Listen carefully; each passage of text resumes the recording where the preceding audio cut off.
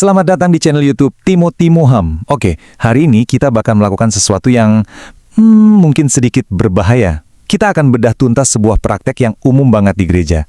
Kita akan bongkar gimana bisa ayat dari 2 Timotius 1 yang ngomongin penderitaan, malah dipakai buat melegitimasi program kayak perpulungan jabu-jabu intergenerasional dan sistem Jethro.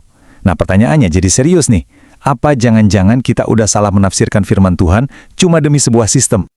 Oke, ayo kita langsung aja to the point ya. Saya mau lempar 2 pertanyaan yang mungkin agak nusuk nih. Pertama, coba kita jujur, gereja hari ini tuh lagi bangun iman yang sejati atau kita cuma sibuk bangun aktivitas? Yang kedua, apakah kalau kita terlibat dalam struktur gereja, itu otomatis artinya kita hidup dalam Injil? Dengar ya, pertanyaan ini bukan buat nyerang siapa-siapa, tapi buat maksa kita semua mikir, sebenarnya apa sih yang lagi kita bangun ini? Nah, ini dia. Inilah inti dari pembahasan kita yang pertama. Iman sejati atau cuma aktivitas gereja? Ini tuh kayak persimpangan jalan yang krusial banget. Banyak loh orang percaya, bahkan gereja sebagai lembaga, bisa salah belok di sini. Yuk, kita bongkar bareng-bareng pandangan umum yang kelihatannya sih baik-baik aja, tapi kalau kita lihat dari sisi teologis, wah bisa bahaya banget. Sebelum kita bedah ayat per ayat, ada satu hal yang hukumnya wajib, kita harus ngerti konteksnya. Surat 2 Timotius ini, wah ini bukan surat yang ditulis sambil minum kopi di kafe. Ini lahir dari kondisi yang super ekstrim. Paulus ada di mana? Di penjara. Nunggu apa? Eksekusi mati. Dia lagi ngadepin penganiayaan yang brutal banget di bawah Kaisar Nero. Dan surat ini pesan terakhirnya, jadi urgensinya luar biasa. Poin utamanya apa? Ini. Konteksnya itu bukan soal strategi manajemen gereja, sama sekali bukan. Ini soal ketekunan iman di tengah penderitaan yang bisa merenggut nyawa. Kalau kita abaikan fakta sejarah ini, udah, disitulah awal dari semua salah tafsir. Nah, sekarang kita udah kebayangkan gimana tertekannya kondisi Paulus. Dengan latar belakang itu, baru kita bisa mulai bedah pesannya. Coba kita lihat, apa sih sebenarnya yang dia sampaikan dari dalam sel penjara itu? Bayangin deh, seorang rasul yang udah di ujung tanduk, apa yang jadi prioritas utamanya? Jawabannya mungkin bakal bikin kita kaget. Yuk kita lihat ayat 3-5. Perhatiin deh, Paulus mulainya dari mana? Bukan dari program, bukan dari sistem gereja. Dia mulai dari relasi. Dia ingat air mata Timotius. Terus dia nunjuk ke iman yang tulus, yang turun-temurun dari neneknya, Lois, ke ibunya Eunike, baru ke Timotius. Ini kontrasnya kelihatan banget.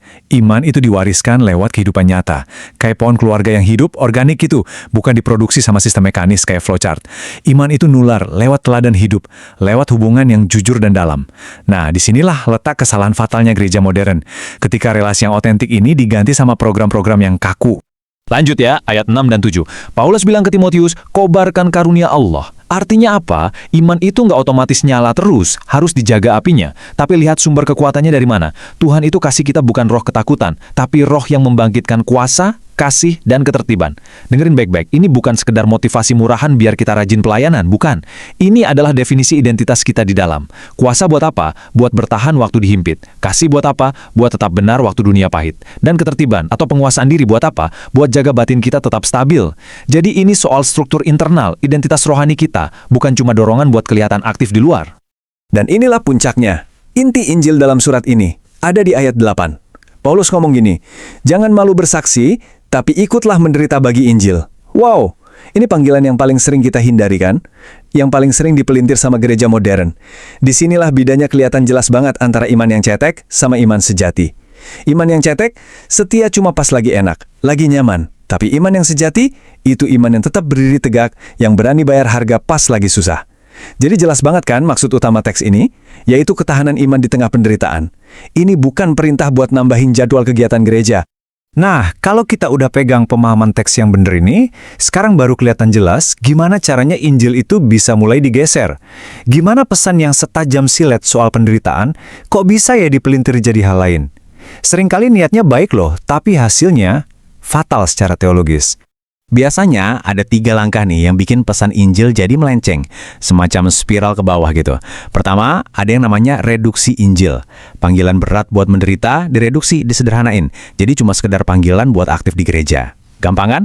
Kedua, eisegesis. Istilah kerennya cocoplogi, memaksakan ide dari luar masuk ke dalam teks. Konsep-konsep modern kayak ibadah intergenerasional atau sistem Yetro itu dicocok-cocokin, dipaksa masuk ke 2 Timotius, padahal teksnya ngomongin hal yang beda total. Dan yang ketiga, ini yang paling bahaya, pergeseran fokus. Fokusnya geser dari pribadi Kristus ke program gereja, dari anugerah Tuhan ke partisipasi kita sebagai manusia. Oke, sekarang kita akan masuk lebih dalam lagi. Kita akan adu nih, sistem versus kehidupan rohani. Kita akan bedah tuntas 2 konsep yang sering banget salah diterapkan di teks ini, ibadah intergenerasional dan sistem Yitro. Kita lihat apa sih itu sebenarnya dan di mana bahayanya kalau kita nggak paham. Yuk, kita dekonstruksi 2 konsep ini, ibadah intergenerasional dan sistem Yitro. Keduanya kelihatannya bagus, niatnya baik, tapi kalau salah tempat, wah, bisa jadi racun. Ayo kita dudukan masalah ini pada porsinya yang benar. Pertama, ibadah intergenerasional. Apa itu? Ya, kumpulnya semua umur buat bangun relasi. Secara prinsip bagus, gak ada yang salah. Tapi, kita harus tegas soal batasannya. 1. Ini bukan perintah absolut Alkitab. Nggak ada tuh aturannya. 2. Ini bukan jaminan iman. Cuma karena kumpul bareng, nggak otomatis imannya jadi dalam. Dan yang ketiga, ini resiko fatalnya, ini bisa banget jadi sekedar formalitas kosong kalau nggak ada inti Injil di dalamnya. Kedua, sistem Yitro. Konteks aslinya dari mana? Kitab Keluaran 18. Ini tuh nasihat praktis dari Yitro buat Musa biar nggak kecapean mimpin. Fungsinya apa?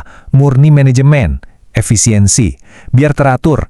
Nah, bahaya fatalnya di mana? Ketika prinsip manajemen ini diangkat jadi doktrin rohani. Wah, ini salah kamar total. Stempel di sini udah pas banget. Ini cuma manajemen, bukan doktrin. Ingat ini baik-baik, sistem itu bisa bikin teratur, tapi sistem gak akan pernah bisa menghasilkan kehidupan rohani. Lihat tabel perbandingan ini deh, biar makin jelas. Di satu sisi ada ibadah intergenerasional. Sifatnya apa? Relasional. Tujuannya apa? Kesatuan. Risikonya apa? Jadi aktivitas kosong, tanpa makna. Nah, di sisi lain ada sistem Yitro. Sifatnya struktural, administratif. Tujuannya efisiensi. Bahaya terbesarnya apa? Jadi sistem yang jalan rapi, keren, tapi nggak ada Roh Kudusnya. Dua-duanya, kalau kita salah menempatkan, ujung-ujungnya cuma menghasilkan kekosongan rohani. Nah, kalau sistem udah lebih penting daripada kehidupan rohani, biasanya muncul yang namanya manipulasi halus. Ini nggak berarti orangnya jahat ya, tapi sistemnya sendiri yang bikin tekanan. Coba perhatiin, ada tekanan buat harus aktif. Terus, iman seseorang mulai diukur dari keterlibatannya. Kalau rajin datang berarti bertumbuh, kalau lagi bergumul berarti lemah. Sering juga dipakai bahasa-bahasa rohani yang ambigu buat membenarkan program. Dan ini yang paling ngeri, suasana ibadah yang happy, yang penuh emosi positif, seringkali cuma jadi topeng buat nutupin penderitaan jemaat yang sesungguhnya. Oke, kita udah bongkar semua masalahnya, udah lihat semua kritiknya, terus solusinya apa dong? Jawabannya cuma satu dan gak ada yang lain, kembali pada Injil yang murni. Kita harus berani melakukan koreksi teologis mendasar supaya kekristenan kita balik lagi ke akarnya. Lihat deh diagram ini. Injil murni itu harus jadi intinya, jadi pusatnya, yang nggak boleh diganggu-gugat. Sementara, sistem, metode, itu cuma kulit luarnya aja yang bisa ganti-ganti. Koreksinya ada 3. Pertama, anugerah bukan sistem. Iman sejati itu lahir dari pekerjaan Roh Kudus, titik. Bukan karena kita ikut sebuah struktur gereja. Kedua, salib bukan kenyamanan. Ikut Kristus itu artinya siap pikul salib, siap menderita, bukan cari-cari posisi aman di struktur gereja. Dan ketiga, kesetiaan bukan aktivitas. Dewasa rohani itu diujinya di mana? Waktu nggak ada yang lihat, bukan waktu kita kelihatan sibuk di panggung. Dan disinilah kesimpulan utamanya, titik kritisnya. Gereja harus berhenti menukar kedalaman dengan aktivitas, menukar relasi dengan sistem, dan menukar Injil dengan program. Sistem itu cuma alat, Injil itu sumber kehidupan. Saya ulangi ya, biar meresap, sebuah sistem bisa bikin gereja kelihatan hidup, tapi cuma Injil yang bisa bikin manusia benar-benar hidup. Jadi, ini pilihan yang ada di depan mata kita semua. Kalau gereja cuma menghasilkan orang-orang yang sibuk, aktif, tapi nggak punya akar, ya udah, pas tekanan datang, pas badai hidup datang, semuanya bakal tumbang.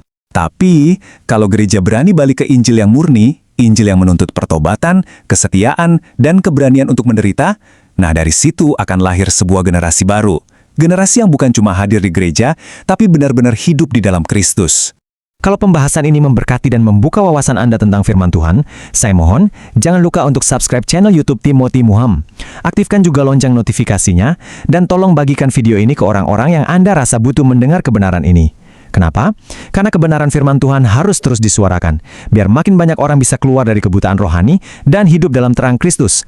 Sampai ketemu di pembahasan selanjutnya. Allah yang terhebat.